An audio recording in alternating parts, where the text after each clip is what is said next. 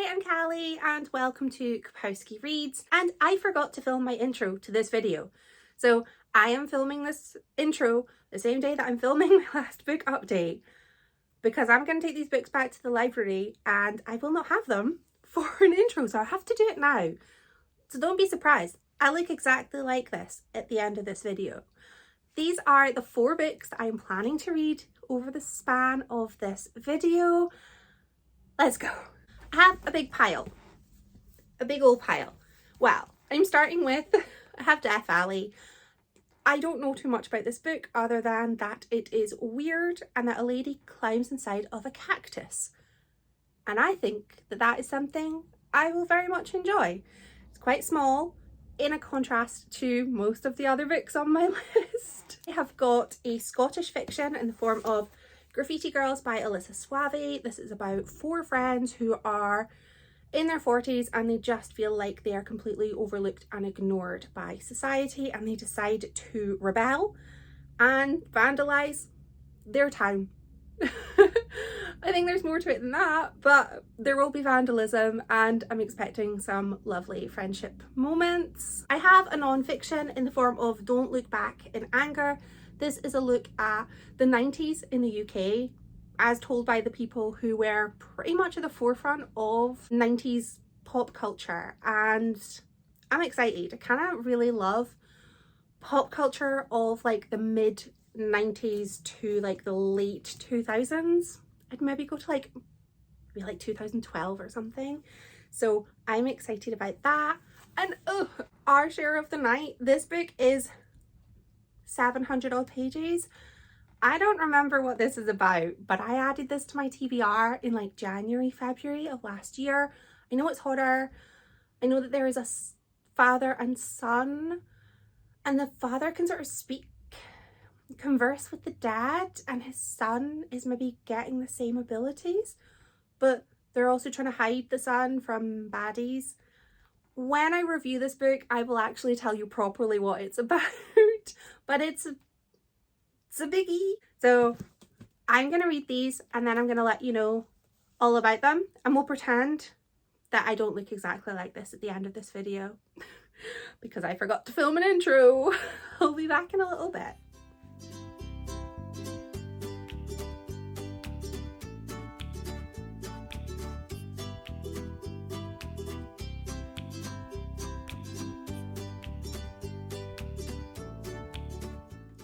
I have updates, many updates, well, 2 updates.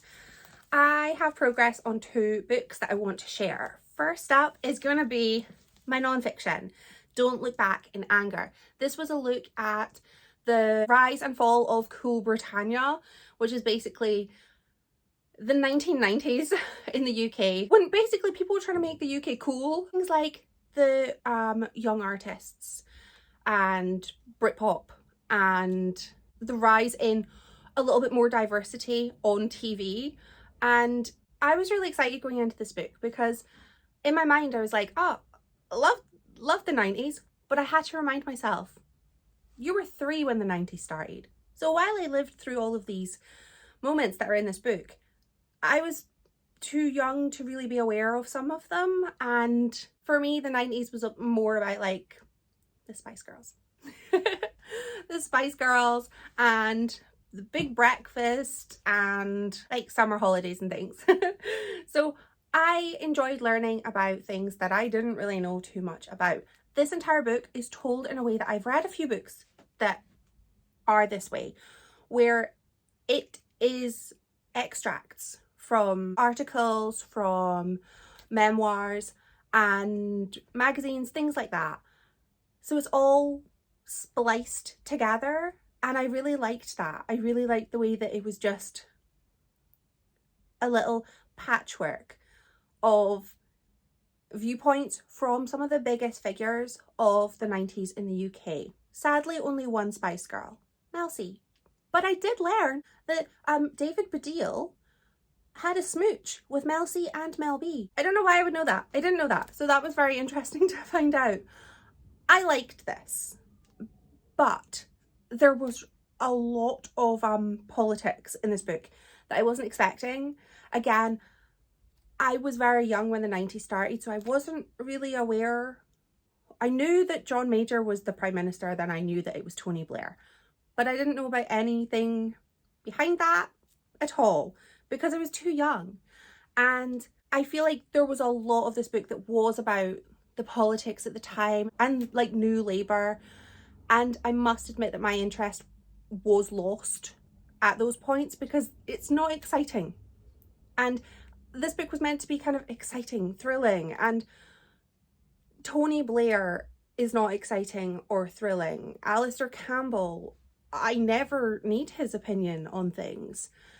And yeah, there were some interesting people who were chosen to be included in this book. I don't know the thought process behind it. None of my business. But parts of this book I loved. Parts of it I just felt dragged on a little. I really liked, this book reminded me about Goodness Gracious Me, which was a really fun programme on the BBC in the 90s, starring Mira Sayal, who is hilarious. And it just reminded me of so many chuckles watching that show when I was younger. So I had an okay time with this. It was an overall a fine time. I also have made progress in, so I need to give an update on our share of the night. And I have put my other book down so I can hold this properly. I am 165-ish pages into this book. I'm going to DNF this book because I don't like this book. It's very, very, very, very slow paced. And I'm okay with a slow paced book as long as it's giving me something. Give me an atmosphere, give me a character, give me a big bad, like give me some foreboding, give me some tension, give me anything. This is, it's so far just being go girl, give me nothing. It is about a man who is a medium and he can talk with the spirits and he basically works for a cult. So far, absolutely no cult activity has happened. I was looking forward to that. He has a son, quite young, who his mother has passed away, and the son has got the gift. And the father's kind of trying to protect his son from the cult. So we don't see any of that. To be fair, I've only read 20% of this. And I don't like the main character, I don't like the father. He is abusive, he is awful, he is manipulative. I don't like him. And there's so far been nothing in this book to keep my interest piqued. For context, I had to renew this book at the library because it's due back. And I haven't read it. But I'm not gonna. I'm gonna take this book back to the library. My bookmark, I've taken it out. I feel like I need to get better at this. I need to get better at, if I'm not liking a book, give it away. Take it back. I don't need to read it. I've seen so many 5-star reviews of this book and I was just a bit like, oh, should I just keep going?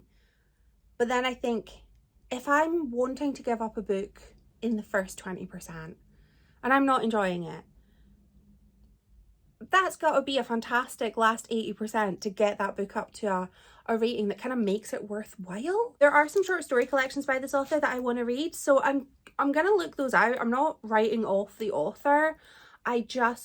This book is 750 pages long, and based on the first 165 pages that I've read, I don't think it needs to be. And I'm not opposed to a book being a big boy, but I feel like books being long for the sake of being long, I don't need that. I got other things to do. So, not going well with this one. Hopefully it goes well with my next book. I'm gonna read Death Valley. All I know about this book is that a lady crawls into a cactus. I think it's gonna be weird. I'd really love a book to be weird. I really would love a book to be scary. This isn't going to be scary. I don't think. Cactuses are scary though. They are painful. I will read this. I will report back, hopefully. Hopefully good times are coming. Fingers crossed.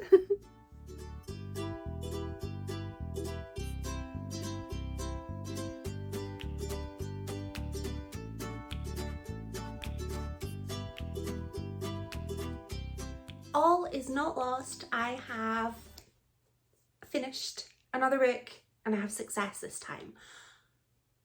I'm going to move my laundry. Then I'm going to tell you about Death Valley and hit myself in the face with a book. There, you don't need to see my, well, that's sports stuff and loungewear.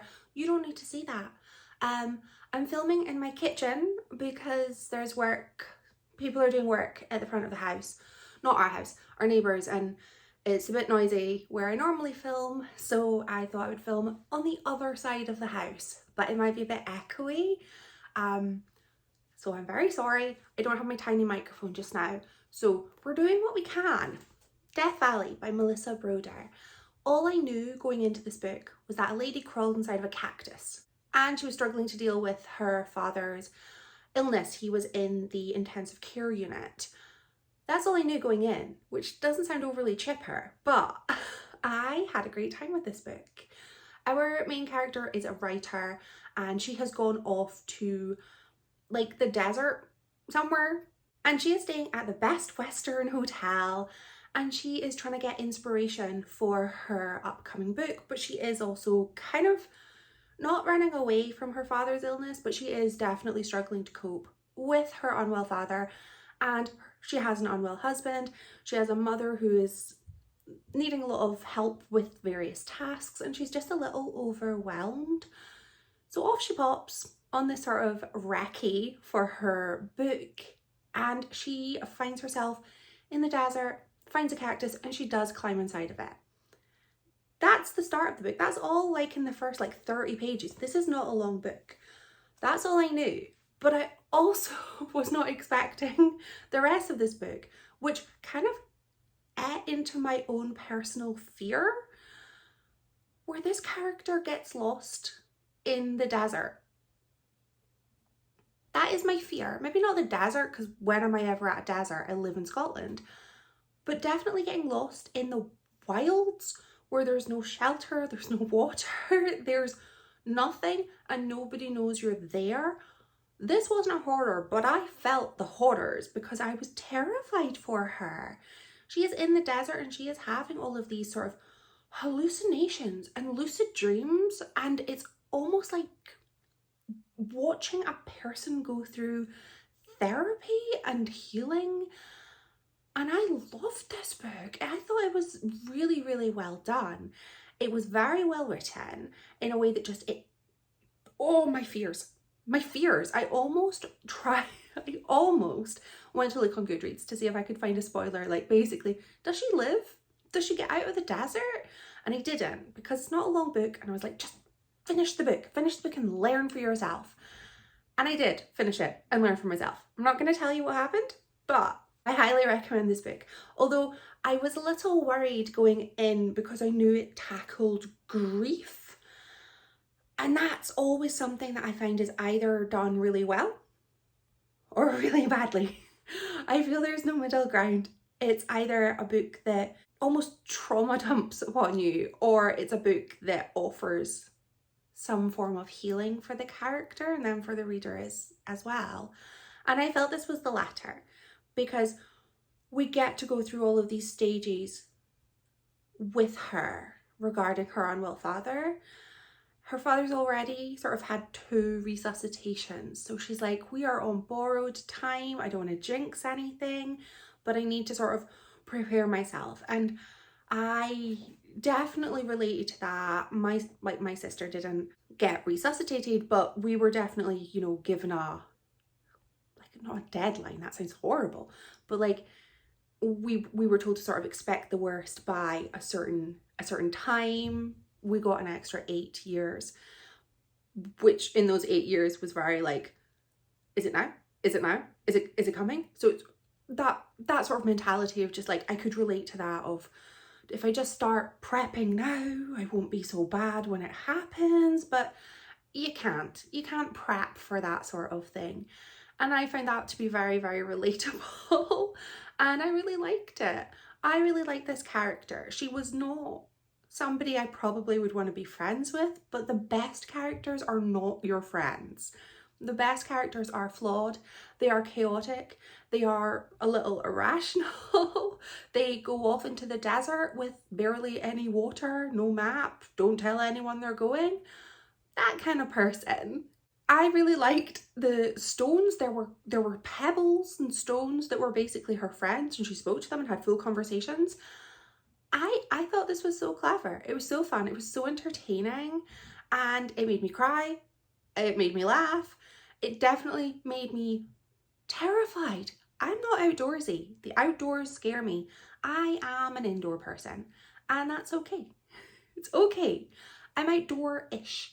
Like, I like a nice nature walk. No hills. I don't want hills. I like a little stroll near a babbling brook. I like a tree.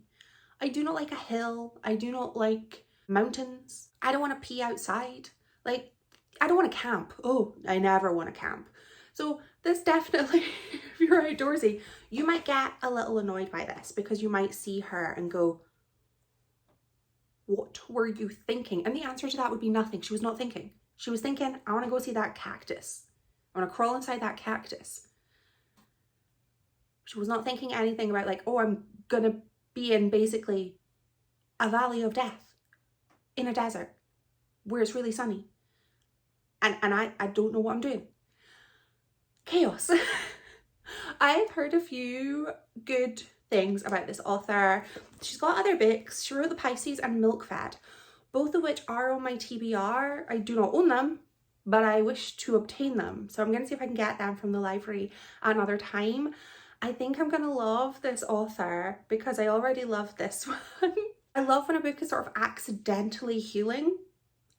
I don't know if that was the point of this, where it was meant to make you look at your own life and sort of see certain things, but that's what I got from it. I have one friend who's read this and loved it, but did warn me, you know, oh, grief is in it. And I was okay with the amount of grief because it was kind of like pre-grief, grieving what may happen. And I found that to be very honest, like honest human behavior. These felt like real characters. They felt like real interactions. Yes, she was a fool. She was a silly goose that did a silly thing. But she's not the first person to do that, and I don't think she will be the last. And I just really like this book, and I want to read more by Melissa Broder, and I'm hoping that my last book goes just as well as this one because I was very excited for this. I'm very excited for Graffiti Girls, which is my last book in this vlog, and yeah. The sound isn't too bad in this room. It sounds really echoey, as if my kitchen is massive. My kitchen is not massive, but the roof is quite high and there's not a lot of cupboards and things to mask the noise. I'm basically putting a lot of faith in my fridge and my clothes horse for noise buffering. That's not going to work. Hopefully better sound next time. At least there's light.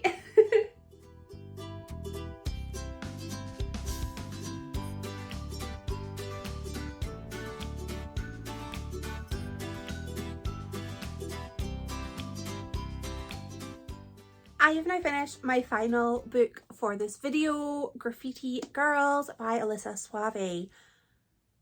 And I am ending this video on a low. I didn't like this book. And if it weren't a really quick read, I probably would have DNF'd it. Which breaks my heart because I really like this author and I loved Ginger and Me, which I'm going to just recommend you read another book by this author instead. Read this one instead. This, fantastic, loved it. This, I did not, but that could be a me thing. I don't know. Hear me out. It might not be the book's fault. This book focuses on 4 women who I take as a personal insult that they are referred to as middle-aged because they are like 40, 41. And I'm going to be 39 next month. So that makes me middle-aged. And I suppose for a Scottish person, yes, like I don't intend to see 60.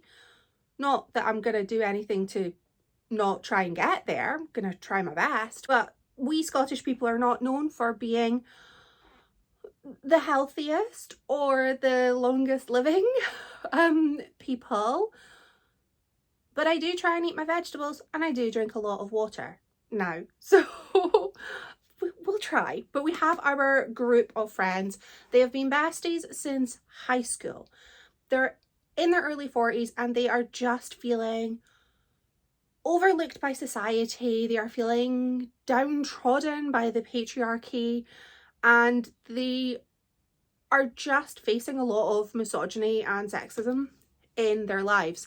And they decide to do something about it. And they embark on a spell of vandalism, of graffiti around their hometown of Hamilton. And I really liked that part of the story. I really liked that sort of working together and standing up for themselves. The start of this book, I posted a picture of this book on Instagram, and I'd only read the first part and I loved it. I was like, yes, I am in for a treat. I'm delighted. And then the book continued and we sort of moved from a story about the group to a section that focused on each of the individual women, which I liked even less, because I felt that none of the characters, apart from the very stereotypical lesbian, were unique enough to be able to differentiate between them. I was finding myself getting confused between who has the awful sounding husband and the 4 children, who's the one that's husband left them for a younger woman, who's the one that has a 16-year-old son who can't even make a sandwich for himself. He is inept. You've raised a son who can't do anything. Well done. I found them all very interchangeable, and that was just such a shame, because this could have been an amazing book. The thing that made me dislike this book though, and this is going to sound ridiculous, this book includes a very prominent storyline of a woman who works in a library for their local council, and she is complaining about how her subordinate is being paid at 2 pay grades above her, and he's getting paid more than everybody else in the library. And that can't happen. It can't happen in a local authority. It just, these posts don't work that way. Every single post is paid on a set grade. Everybody on that job gets paid that grade. You might be on different points of it, but you get paid between certain brackets. It is impossible for the full-time supervisor to be earning less than a full-time assistant. It can't happen. And she applies for a job and she applies with a CV, like a paper CV, and I'm like, that's not how local authority jobs happen. There's a form. It just, it sounds so silly. It's a very easily Googleable thing to check how local authority jobs are. So easy. And had the job been like private sector, I would not have cared. I wouldn't have had a rant. But it wasn't, so I had a rant. There was also a moment where a teacher was complaining because the head teacher wouldn't let her add books to the curriculum, which isn't the head teacher's job. There's a set list of books you can choose from. The head teacher can't, let you put some random book on. And it annoyed me because I want to say it was last year. There was a huge big thing. People were joyful because new Scottish books had been added onto the sort of pool that people can use for the curriculum.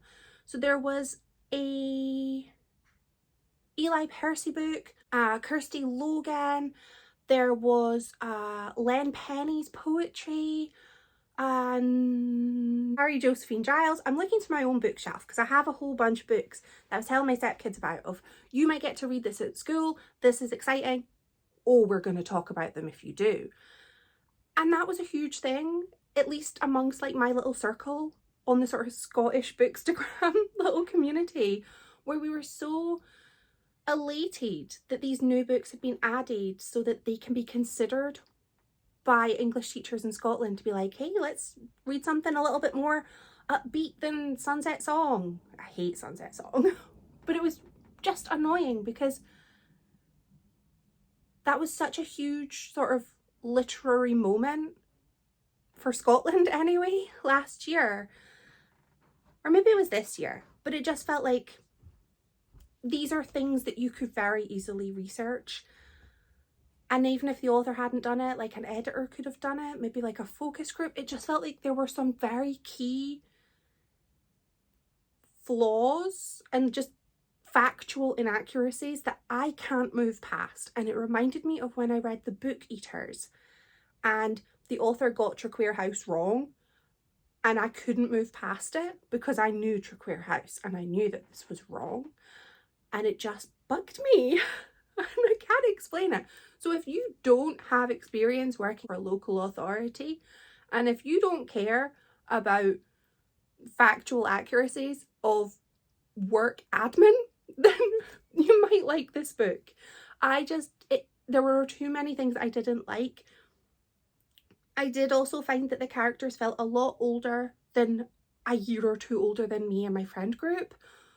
I didn't find them to be relatable. I didn't feel like their conversations were similar to the conversations I have with my friends.